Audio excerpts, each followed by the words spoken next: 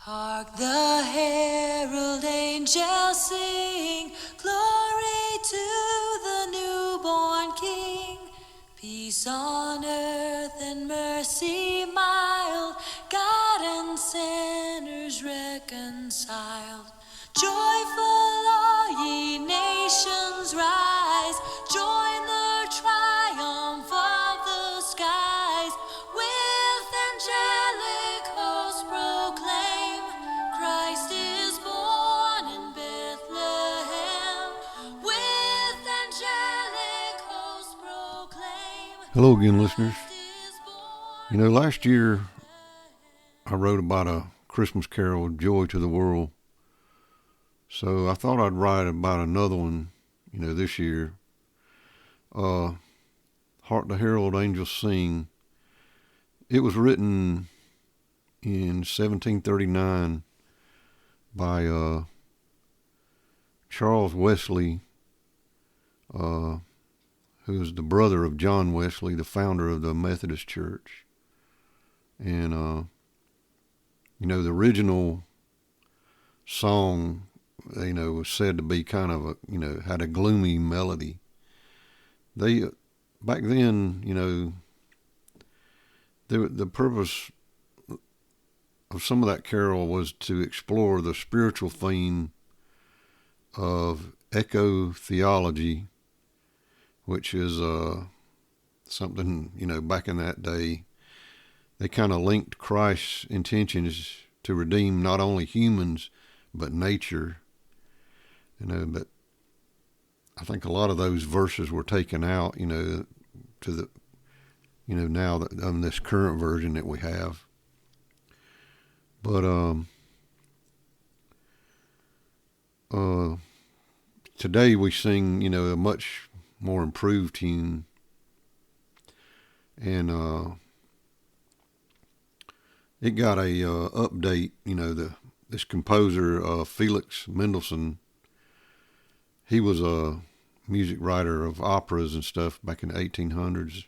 He did symphonies and stuff, and he was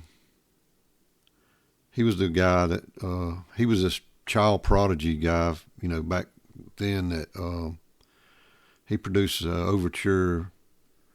I don't know if you remember A Midsummer Night's Dream, this, and he was also like an orchestra leader and things. But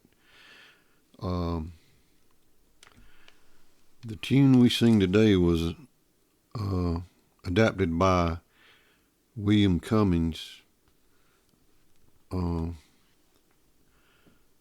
English composer, from a melody of Felix Mendelssohn's 1840 choral cantata, Festgesang.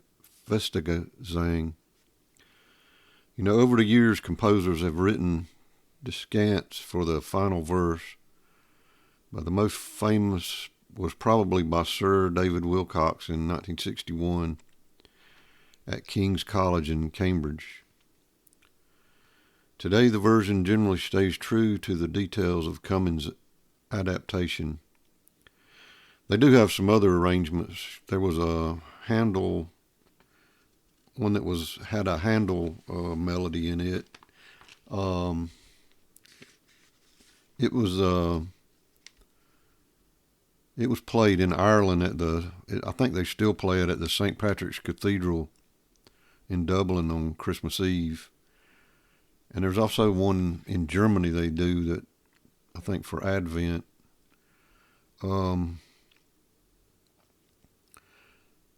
I was looking at the three versions of the lyrics, and there's the original, Wesley version, and then the one that George Whitefield adapted, and then the carol for the choirs, they did in 61 is kind of the final version. But they took out lyrics, in the first one about nature and everything. It had that eco-theology stuff.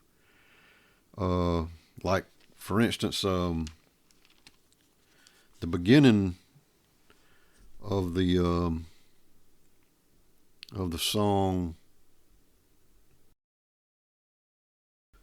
and this is the Wesley's original words, that But he started out, hark how all the welkin rings, glory to the King of Kings. But welkin is some old English word that kind of means heavens or sky. You know, it's just one of those old English words. There's stuff like that in it and then like the fourth and fifth verse had a lot of stuff about nature and stuff in it, but they took some of that out. But there was one. Let me see, where is it? They kept the fifth verse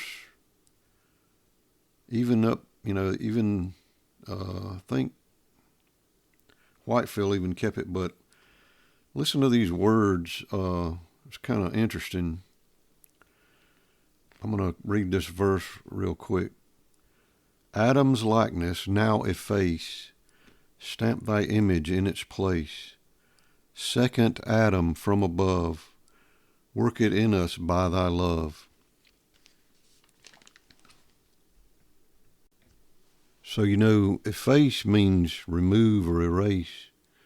So they're saying Adam's likeness now erase. And then stamp thy image in its place, second Adam from above. The second Adam is Jesus, of course. Work it in us by thy love. That's kind of interesting. But that one was taken out, and it's not in the current version, I was going to read Luke 2:13 and 14. That's the verse this was based on. And suddenly there was with the angel a multitude of the heavenly hosts, praising God and saying, Glory to God in the highest, and on earth peace, goodwill toward men. Okay, let's just remember the real reason for the season, and hope everybody has a Merry Christmas. Until next time, guys. Peace on earth and mercy mild, God and sinners reconciled. Joyful all ye nations rise, join